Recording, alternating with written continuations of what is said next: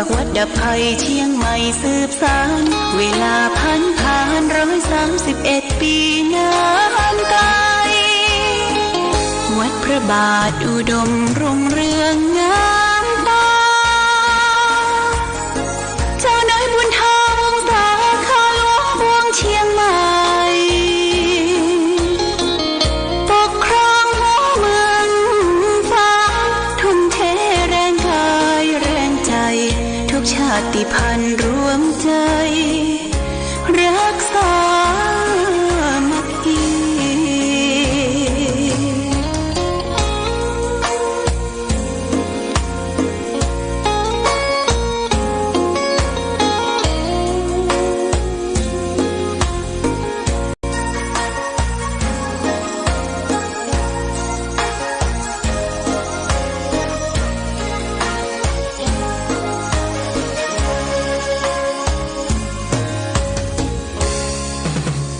เป็นวัดร้างโบราณสืบสาน2524พระมหาราชครูเกษราปัญญาปรมาติกาจารย์จากวัดดับภัยเชียงใหม่สืบสานเวลาผ่าน131 ปีนานไกลวัดพระบาทอุดมรุ่งเรืองงามตา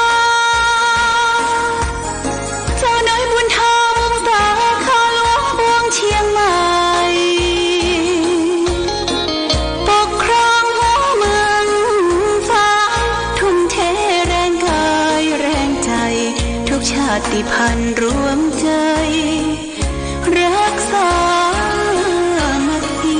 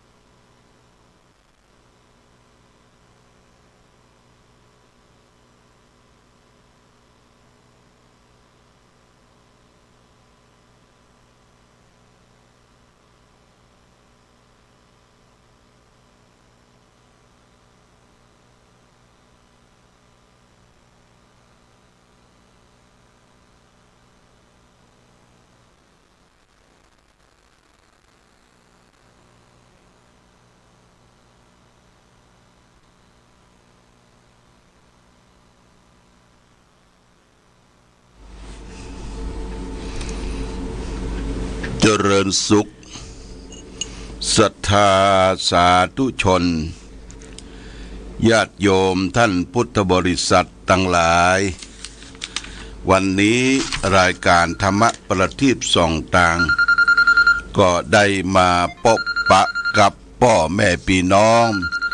ศรัทธาสาธุชนญาติโยมแห่งครั้งหนึ่งวันนี้เป็นวันศุกร์ที่17 เดือนมกราคมพุทธศักราช2568ซึ่งตรงกับเดือนอ้ายใต้เดือน4เหนือแรม4ค่ำญาติโยมวันนี้อากาศบ้านเฮาเมืองเฮาหรือหลายที่ทางกรมอุตุนิยมวิทยาบอกว่าจะหนาวขึ้นแถมญาติโยมอากาศมันลดอุณหภูมิมันลดความเหน็บความหนาวก็จะหนาวขึ้นมาอากาศหนาวก็ถือว่าเป็นอากาศดีอากาศบริสุทธิ์หายใจเข้าเย็นอกเย็นใจแต่ว่าต้องระมัดระวังดูแลสุขภาพตัวเองตัวเก่าโดยเฉพาะอย่างยิ่งปอจายทั้งหลายที่จังใส่เสื้อกั๊กตั้งในคำว่าเสื้อกั๊กตั้งในก็ดื่มแอลกอฮอล์เข้าไปมันร้อนแต่มันร้อนตั้งในเนี่ยญาติโยมตั้งนอกมันหนาวระวังมันจะเป็นตะคริวบ่มีความรู้สึกบางทีก็ ไปนอนที่บ่ป้องกันตัวเอง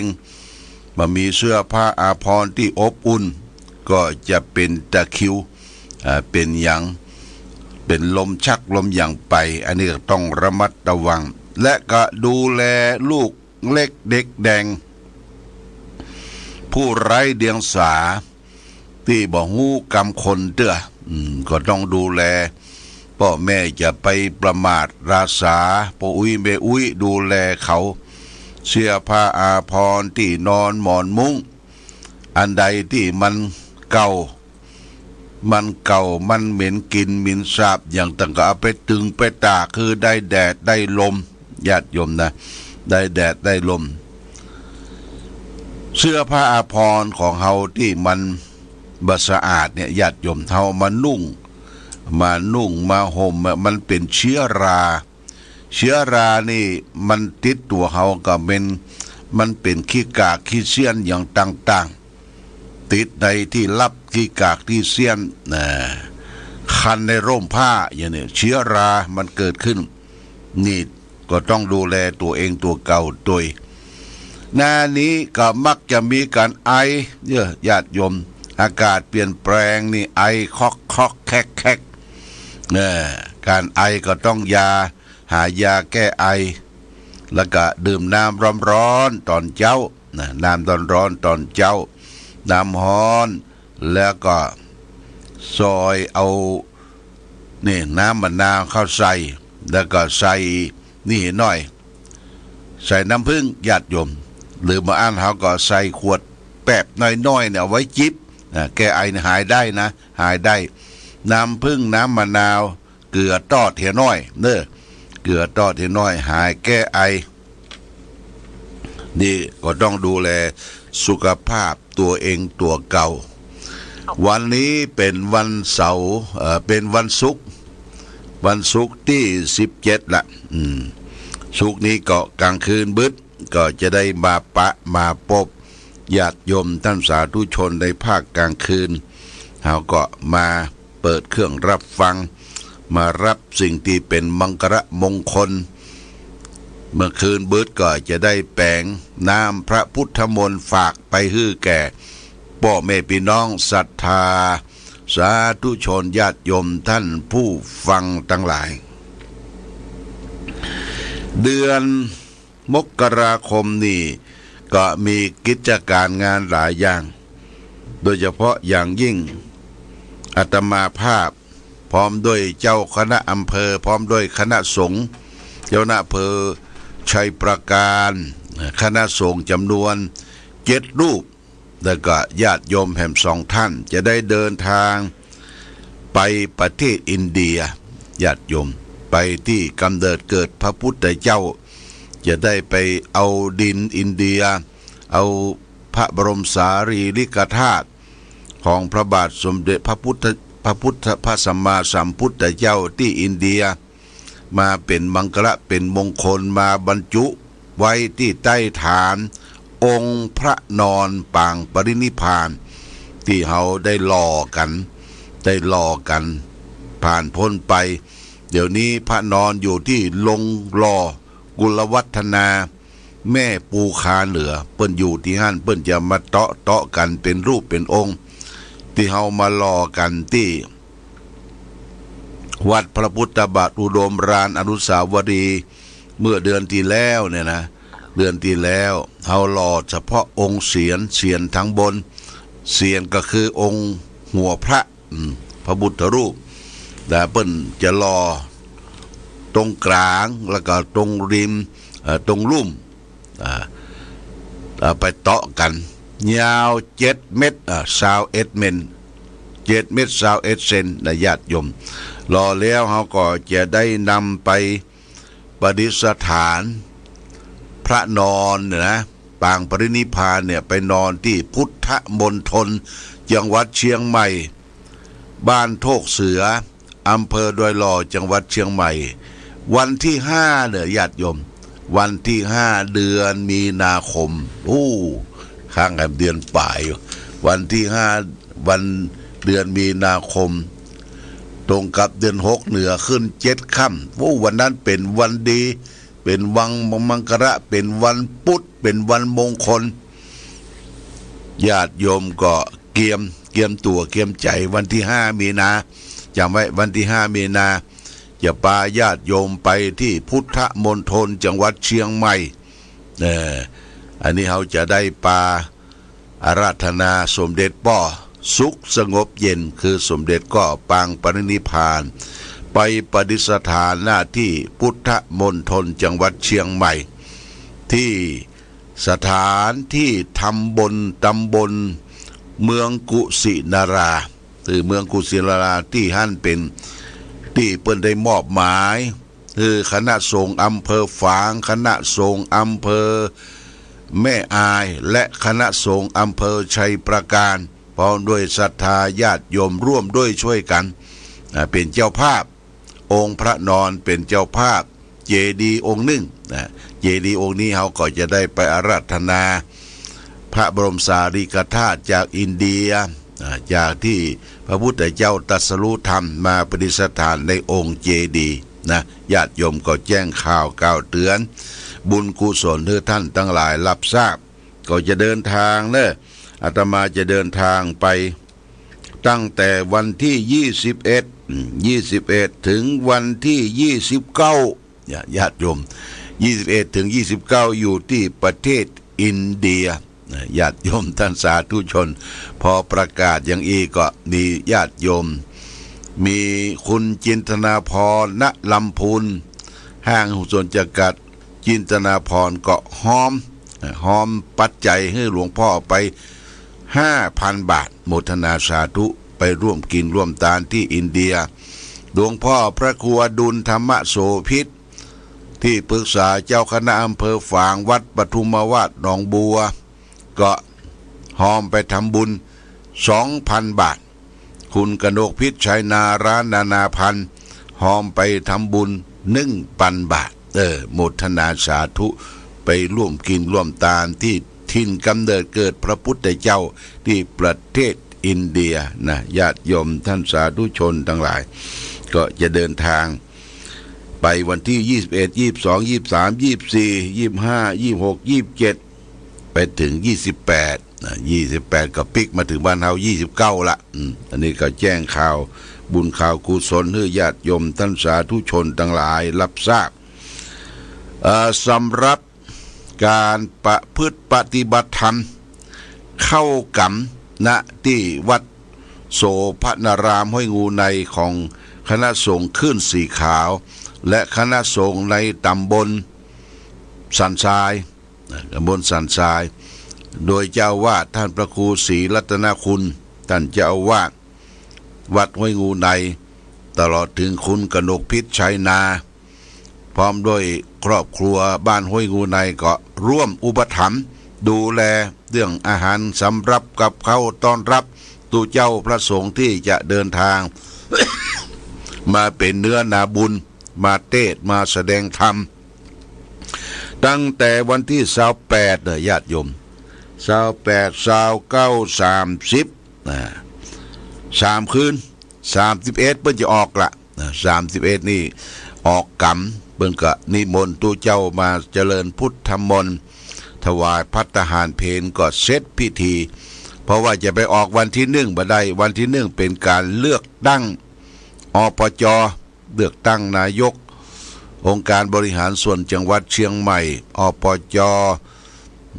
สจ.เป็นคัดไปเปิ้นจะเลือกตั้งกันเปิ้นห้ามจัดการจัดงานก็ตกลงว่า3 คืนญาติโยมคืนวันที่28 29 30เปิ้นก็บอกบุญให้ไปร่วมทำบุญตักบาตรร่วมกันถวายจตุปัจจัยทายทานส่งเสริมการประพฤติปฏิบัติธรรมเพราะว่าที่วัดห้วยงูในนี่เพิ่งก็จะบูรณะเจดีย์องค์เก่ามันสำรุดทรุดโทรมแล้วก็ทำแบบแปลนใหม่สร้างเจดีย์ใหม่ให้สวยจดงดงามเพื่อจะได้เป็นที่กราบไหว้สักการะบูชาแก่ศรัทธาสาธุชนญาติโยมต่อไปอันนี้ก็แจ้งญาติโยมท่านสาธุชนทั้งหลายได้รับทราบมาณโอ โอกาสนี้โอกาสนี้วันที่17วันนี้ก็เชิญญาติโยมเนอะค่ำบึดเฮาก็ได้มาพบหันกันครั้งหนึ่งแล้วก็วันที่18วันพุธวันเสาร์ขึ้นวัดเนอะญาติโยมขึ้นวัดเสร็จเรียบร้อยฉันเพลแล้วอาตมาก็จะเดินทางไปเมืองเปาเปิ้นจะทำบุญวิหารวัดโลป่าตองนี่เป็นวัดบูรณะขึ้นใหม่ในตำบลน้ำแพร่อันนี้ก็แจ้งญาติโยมท่านสาธุชนทั้งหลายแล้วก็เปิ้นจะมีการอบรมสมโภชพุทธาภิเษกในคืนวันที่18คืนที่วัน18ที่วัดโลป่าตองตำบลน้ำแพร่อำเภอป้าวจังหวัดเชียงใหม่แล้วก็วันที่19นี่วัดต้นโจกอำเภอชัยปราการตำบลหนองบัวเปิ้นจะมีการตัดหวายลูกนิมิตญาติโยมตัดหวายลูกนิมิตอุโบสถที่วัดต้นโจกอาตมาก็จะได้มาประมาณสักเที่ยงตอนเจ้ายังอยู่ที่วัดโลป่าตองคืนวันที่18จะไปนอนที่เมืองป้าวเปิ้นทำบุญ2ท่านเมื่อคืนวันที่17เปิ้นจะอบรมสมโภชแล้วก็รุ่งขึ้นก็จะถวายสิ่งปลูกสร้างมีวิหารเป็นต้นก็อยู่ที่หั่น2ท่าน2เวลาฉันเพลแล้วก็จะมาที่วัดต้นโชคอำเภอชัยปราการตำบลหนองบัวญาติโยมก็แจ้งข่าวสารงานบุญคือญาติโยมท่านสาธุชนทั้งหลายรับทราบเพื่อมีโอกาสจะได้ไปร่วมบุญร่วมกุศลกับเปิ้นเนาะอันนี้ก็เป็นงานบุญงานกุศลที่แจ้งให้เฮาและท่านทั้งหลายได้รับทราบมาณโอกาสนี้วันนี้รายการธรรมะประทีปส่องต่างก็จะได้นำสารธรรมทางธรรมมาฝากคือแก่ญาติโยมท่านสาธุชนทั้งหลายเพื่อเป็นข้อคิดสะกิดเตือนใจนำไปประพฤติปฏิบัติในชีวิตประจำวันของเราและท่านทั้งหลายวันนี้เอาเรื่องสัมมาทิฏฐิกถาว่าโดยอานิสงส์ปัจจุบันแห่งสัมมาทิฏฐิพระพุทธเจ้าตรัสไว้ในพระไตรปิฎกทุติตวรรคเอกธรรมบาลีอังคุตรนิกายเล่มที่20หน้า299ไว้ว่านาหังภิกขเวอัญญังเอกธรรมังปิสมนุปัฏฐามิเยนะปนุปปมันนาวานุสาธรรมาอุปัชชันติอัปปนันนาจะกุศลธรรมาสิโยกาวายะเวปุละนายะสังวัตตันติยะทะทีทังภิกขเวสัมมาทิฏฐิแปลว่าดูก่อนภิกษุทั้งหลายเราไม่เล็งเห็นธรรมอื่นแม้แต่อย่างหนึ่งที่เป็นเหตุให้กุศลธรรมที่ยังไม่เกิดย่อมเกิดขึ้นหรือกุศลธรรมที่เกิดขึ้นแล้วย่อมเป็นไปเพื่อความเจริญไปบุญยิ่งขึ้นเหมือนสัมมาทิฏฐิสัมมาทิฏฐิเนี่ยสำคัญญาติโยมเป็นความเห็นเป็นธรรมที่ทำให้ถูกต้องสัมมาทิฏฐิเฮาจะแยกยังก็จะไปให้มันมิจฉาทิฏฐิทำที่ผิดเฮาตั้งใจผิดการกระทำผิดเริ่มต้นเนี่ยมันจะผิดต่อกันไปอย่างต่อเนื่องคือหันมาทางสัมมาทิฏฐิคือมีความเห็นที่ถูกต้องความดำริที่ถูกต้องการงานที่ถูกต้องความเพียรพยายามที่ถูกต้องดำเนินชีวิตที่ถูกต้องทั้งกายทั้งวาจาและทางใจเมื่อเราทำที่ถูกต้องแล้วยังบ่ต้องกลัวญาติโยมแม้แต่ว่าอย่างอื่นจะมาลงโทษเฮาดินฟ้าอากาศกรรมเวรทั้งหลายเมื่อตั้งใจดีแล้วทำดีแล้วเฮาภูมิใจว่าเฮาได้ทำสัมมาทิฏฐิคือความกระทำความเห็นที่ถูกต้อง เป็นกรอบป้องกันชีวิตของเฮาที่กำลังดำเนินในสิ่งที่เป็นคุณงามความดีนะอย่างเช่นว่าการฮื้อตานอย่างใดที่มันถูกต้องการรักษาศีลอย่างใดคือมันถูกต้องและการทำจิตใจอย่างใดให้มันถูกต้องนี่เราจะต้องเรียนรู้และเข้าใจจากท่านผู้มีประสบการณ์เช่นครูบาอาจารย์หรือเรียนรู้จากหนังสือหนังหาพระไตรปิฎกเทพติเดียกที่เปิ้นเขียนเปิ้นจานเปิ้นบันทึกไว้แล้วก็เรียนรู้แล้วก็น้อมนำมาประพฤติปฏิบัติให้ถูกต้องอย่าไปถือผิดอย่าไปถือคำอย่างที่ผิดสืบสานกันมาบางท่านบางคนว่าโอ้นี่เฮานับถือสืบสานกันมาเจ้นเหมาะเจ้นมอนแหละแต่ในปัจจุบันนี้มันบ่ถูกต้องโรคมันเปลี่ยนแปลงไปโลกมันเปลี่ยนแปลงไปญาติโยมท่านสาธุชนทั้งหลายอันนี้ก็เป็นสิ่งที่ดีที่เฮาทำสิ่งที่ถูกต้องเนี่ยเป็นการนำมาซึ่งเข้ากับรักชีวิตของประจำวันของเฮาทุกท่านทุกคนแต่ก่อนนี้เฮากลัวอย่างกลัวความมืดญาติโยมนะโดยบ่มีเหตุผลความมืดมาเยือนมีเหตุผลกลัวเสียงฟ้าร้องคลึ้นคลังกลัวเสียงลมพัดกลัวต้นไม้ใหญ่กลัวภูเขาเหล่ากาอย่างกลัวที่ทั้งมันบ่มีเหตุผลนะกลัวผีข้ามมาก็กลัวผีละผีก็หันบ่เคยหันเป็นตัวเป็นตนบ่เคยหันแต่กลัวอันเนี้ยเฮาก็ต้องมาใจพิจารณาใจสติปัญญาของตนเองเช่นว่าอันยังเดินทางไปที่ค่ำที่มืดมันเงาตะคุ่มเฮาก็ตั้งหลักมีสติจ้องพอมันเป็นใบไม้ไหว